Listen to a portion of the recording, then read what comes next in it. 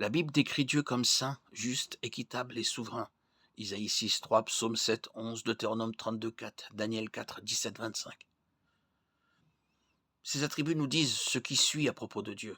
Dieu est capable d'empêcher le mal. Dieu désire débarrasser l'univers du mal. Donc, si ces deux affirmations sont vraies, pourquoi Dieu permet-il le mal? Si Dieu a le pouvoir d'empêcher le mal et désire l'empêcher, pourquoi permet-il quand même le mal? Peut-être qu'une façon pratique d'aborder cette question serait d'envisager d'autres façons de laisser Dieu diriger le monde. Dieu pourrait changer la personnalité de chacun afin qu'il ne puisse pas pécher. Cela signifierait également que nous n'aurions pas de libre arbitre. Nous ne pourrions pas choisir le bien ou le mal, parce que nous serions programmés pour ne faire que le bien. Si Dieu avait choisi de faire cela, il n'y aurait pas de relation significative entre lui et sa création. Au lieu de cela, Dieu a créé Adam et Ève, innocents, mais avec la capacité de choisir le bien ou le mal. À cause de cela, ils pouvaient répondre à son amour et lui faire confiance ou choisir de désobéir. Ils ont choisi de désobéir. Parce que nous vivons dans un monde réel où nous pouvons choisir nos actions mais pas leurs conséquences.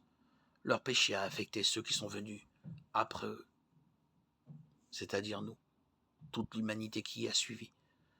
De même, nos décisions de péché ont un impact sur nous, sur ceux qui nous entourent, sur ceux qui viendront après nous. Dieu pourrait compenser les mauvaises actions des gens par une intervention surnaturelle dans 100% des cas.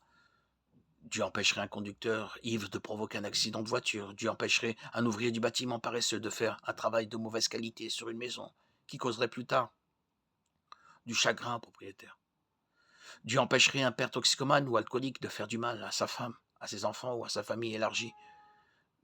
Dieu empêcherait les bandits armés de cambrioler les supérettes. Dieu empêcherait les tyrans du lycée de tourmenter des enfants intelligents. Dieu empêcherait les voleurs de voler à l'étalage. Eh oui, Dieu empêcherait les terroristes de faire s'écraser des avions sur des bâtiments. Bien que cette solution semble attrayante, elle perdrait son attrait dès que l'intervention de Dieu empiéterait sur quelque chose que nous voulons faire. Nous voulons que Dieu empêche les actions horriblement mauvaises, mais nous sommes prêts à laisser passer les actions moins mauvaises, sans nous rendre compte que ces actions moins mauvaises sont celles qui conduisent généralement aux actions plus mauvaises. Dieu devrait-il seulement arrêter les relations sexuelles réelles, ou devrait-il également bloquer notre accès à la pornographie ou mettre fin à toute relation inappropriée, mais pas encore sexuelle? Dieu devrait-il arrêter les vrais voleurs, ou devrait-il également nous empêcher de tricher sur nos impôts? Dieu devrait-il seulement arrêter les meurtres, ou devrait-il aussi arrêter les actes de moindre mal commis contre des personnes qui les poussent à commettre un meurtre? Dieu devrait-il seulement arrêter les actes de terrorisme, ou devrait-il aussi arrêter l'endoctrinement qui transforme une personne en terroriste? Une autre possibilité serait que Dieu juge et enlève ceux qui choisissent de commettre des actes mauvais. Le problème avec cette possibilité est qu'il n'y aurait plus personne, car Dieu devrait nous enlever tous. Nous péchons tous et commettons tous des actes mauvais.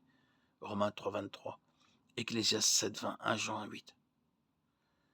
Bien que certaines personnes soient plus mauvaises que d'autres, ou Dieu tracerait-il la ligne? En fin de compte, tout mal cause du tort aux autres. Au lieu de ces options, Dieu a choisi de créer un monde réel dans lequel les vrais choix ont de vraies conséquences. Dans ce monde réel qui est le nôtre, nos actions affectent les autres. À cause du choix d'Adam de pécher, le monde vit maintenant sous la malédiction et nous sommes tous nés avec une nature pécheresse. Romains 5, 12. Un jour viendra où Dieu jugera le péché dans ce monde et fera toutes choses nouvelles. Mais il retarde volontairement afin de laisser plus de temps aux gens pour se repentir, afin qu'il n'ait pas besoin de les condamner. 2 Pierre 3, 9.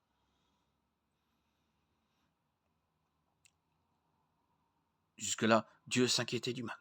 Lorsqu'il a donné la loi de l'Ancien Testament, l'un de ses objectifs était de décourager et de punir le mal. Tout au long de l'histoire, il a jugé des nations et des dirigeants qui méprisaient la justice et poursuivaient le mal. De même, dans le Nouveau Testament, Dieu déclare qu'il est de la responsabilité du gouvernement de rendre la justice afin de protéger les innocents du mal. Romains 13. Il promet également de graves conséquences à ceux qui commettent des actes mauvais, en particulier contre les innocents. Marc 9, 36, 42. En résumé, nous vivons dans un monde réel où nos bonnes et mauvaises actions ont des conséquences directes et indirectes sur nous et sur ceux qui nous entourent. Le désir de Dieu est que, pour notre bien, à tous, nous lui obéissons, afin que tout soit bien pour nous. Deutéronome 5, 29. Au lieu de cela, ce qui se passe, c'est que nous choisissons notre propre voie, puis nous blâmons Dieu de ne rien faire à ce sujet.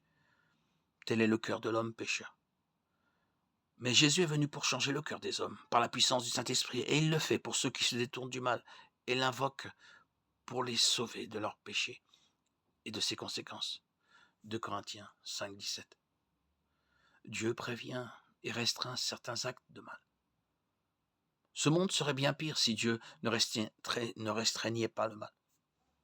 En même temps, Dieu nous a donné la capacité de choisir le bien et le mal.